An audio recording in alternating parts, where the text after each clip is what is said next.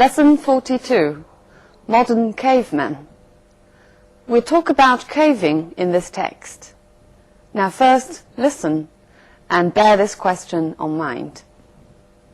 With what does the writer compare the Goofy Burger? 作者把 Goofy Burger 这个洞比作什么？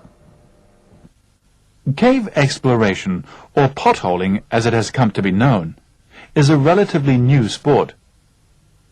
Perhaps it is the desire for solitude or the chance of making an unexpected discovery that lures people down to the depths of the earth. It is impossible to give a satisfactory explanation for a potholer's motives. For him, caves have the same peculiar fascination which high mountains have for the climber. They arouse instincts which can only be dimly understood. Exploring really deep caves is not a task for the Sunday afternoon rambler. Such undertakings require the precise planning and foresight of military operations. It can take as long as 8 days to rig up rope ladders and to establish supply bases before a descent can be made into a very deep cave. Precautions of this sort are necessary, for it is impossible to foretell the exact nature of the difficulties which will confront the potholer. The deepest known cave in the world is the Goofy Burger near Grenoble. It extends to a depth of 3,723 feet. This immense chasm has been formed by an underground stream, which has tunneled a course through a floor in the rocks. The entrance to the cave is on a plateau in the Dauphine Alps. As it is only 6 feet across, it is barely noticeable. The cave might never have been discovered had not the entrance been spotted by the distinguished French potholer Burger. Since its discovery, it has become a sort of potholer's Everest. Though a number of descents have been made, much of it still remains to be explored. A team of potholers recently went down the Goofy Burger. After entering the narrow gap on the plateau, they climbed down the steep sides of the cave until they came to a narrow corridor. They had to edge their way along this, sometimes wading across shallow streams or swimming across deep pools.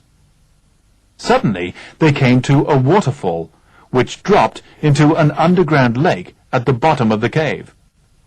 They plunged into the lake, and after loading their gear on an inflatable rubber dinghy, let the current carry them to the other side. To protect themselves from the icy water, they had to wear special rubber suits. At the far end of the lake, they came to huge piles of rubble which had been washed up by the water. In this part of the cave, they could hear an insistent booming sound, which they found was caused by a small waterspout shooting down into a pool from the roof of the cave. Squeezing through a cleft in the rocks, the potholers arrived at an enormous cavern, the size of a huge concert hall. After switching on powerful arc lights, they saw great stalagmites, some of them over 40 feet high, rising up like tree trunks to meet the stalactites suspended from the roof. Round about, piles of limestone glistened in all the colors of the rainbow. In the eerie silence of the cavern, the only sound that could be heard was made by water, which dripped continuously from the high dome above them. So with what does the writer compare the Goofy Burger? Right, he compares it with Mount Everest for mountain climbers, because Mount Everest is the most challenging for mountain climbers. Mount Everest 就是珠穆朗玛峰. So this text introduces the sport of cave exploration, or potholing, to us. The first paragraph tries to analyze the reason for its popularity, and then the second paragraph briefly introduces the sport and the deepest cave, which is the Goofy Burger and tell us about how it was discovered. The third paragraph tells us about a team of potholers' exploration of this cave. It describes the difficulties for the potholers, as well as the magnificent view of this cave. All right, now we'll look at some language points in the text. Cave exploration or potholing.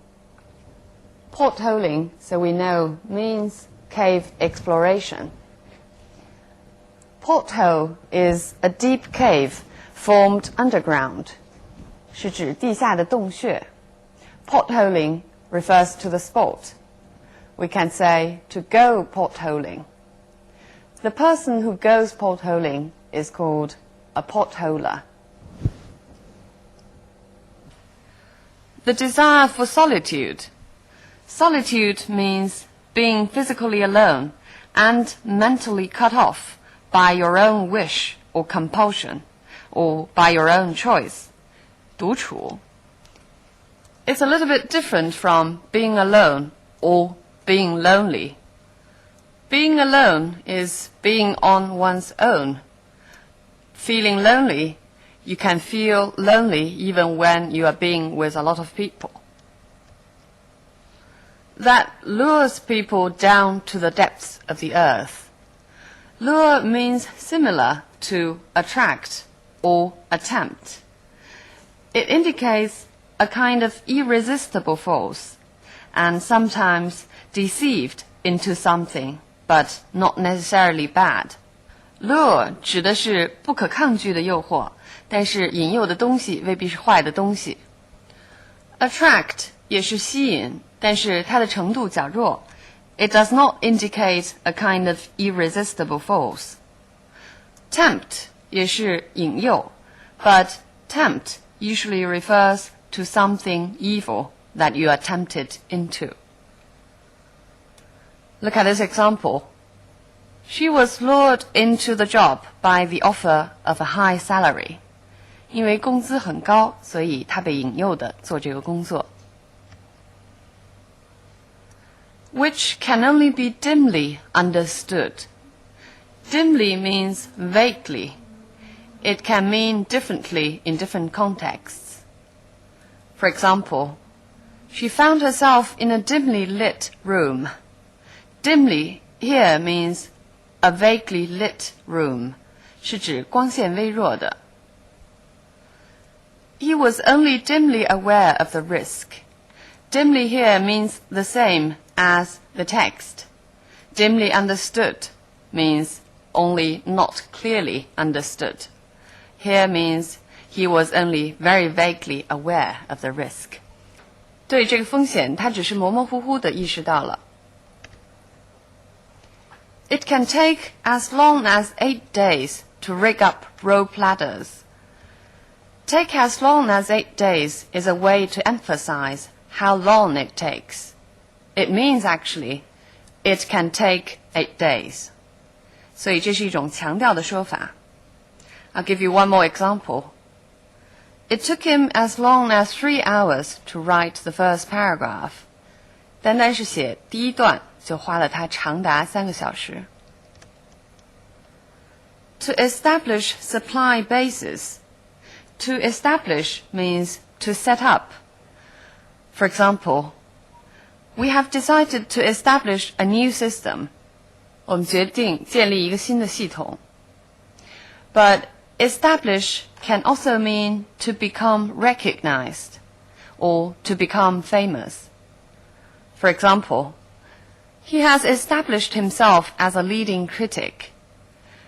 Means he has already become famous as a leading critic. 他已经成了一个著名的评论人。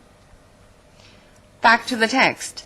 To establish supply bases means to set up places for supplies.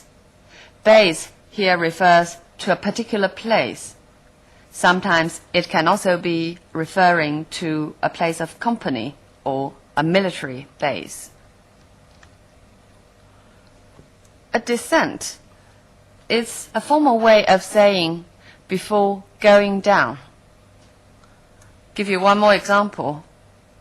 Passengers must fasten their seatbelt before descent.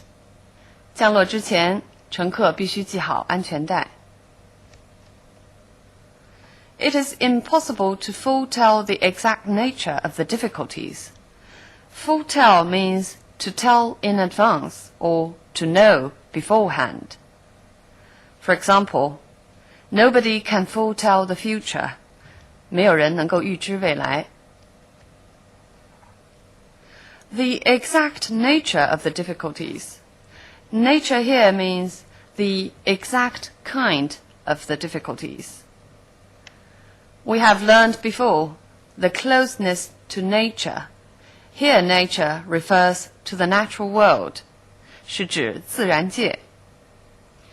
Or human nature, 人性。And in this example, the advice she provides is chiefly of a practical nature. Here nature means the same as the text, meaning the advice is chiefly of a practical type, 主要是很实用性的。Which will confront the potholer. Confront means face.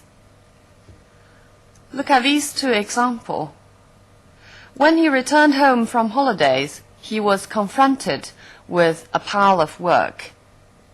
当他从休假回来的时候，他面临着一堆工作。Be confronted with means be faced with. It was an issue we have to confront sooner or later. 迟早我们都要面对这个问题。